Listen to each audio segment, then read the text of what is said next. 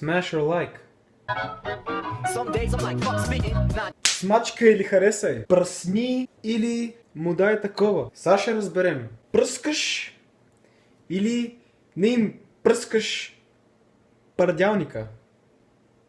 И сега правим така. Сега пускаме някакви български хора. И аз ще кажа дали би ги пръснал или не би ги пръснал. Всъщност това не е интересно. Всъщност пускаме някакви български хора такива и аз ще реша Не, Георги, какво? Чай. Какво? И аз ще реша дали ще ги пръснем, ще им пръснем газа, дали ще ходим с тях, с гадженце, или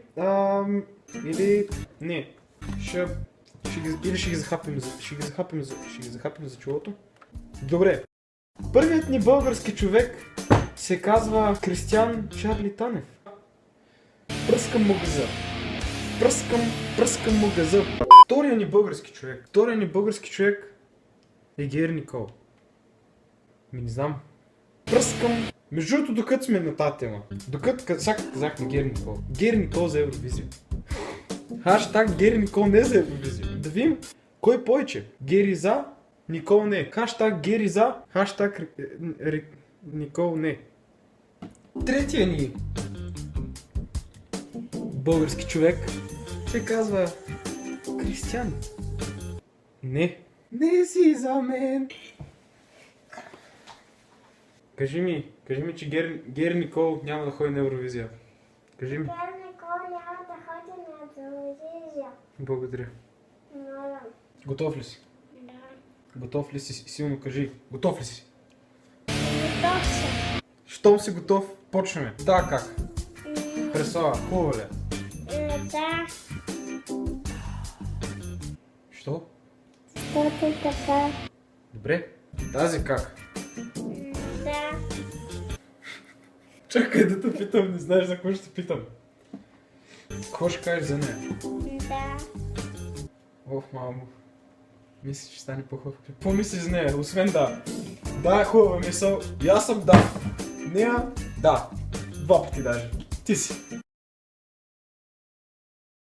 Да. Не искам да чувам да. Кажи ми какво мислиш за този батко без да. Всичко без да. Искам да ми кажеш всичко без да. Тоест ми казваш какво ти харесва в него. Кажи ми ли? Какво ти харесва в него? Виж го се. Чиката готи. Нали? Да. И аз съм да. Даже него 3 пъти. Виж има почти като моята коса. Да. Нали? Само е по-хубава. Да.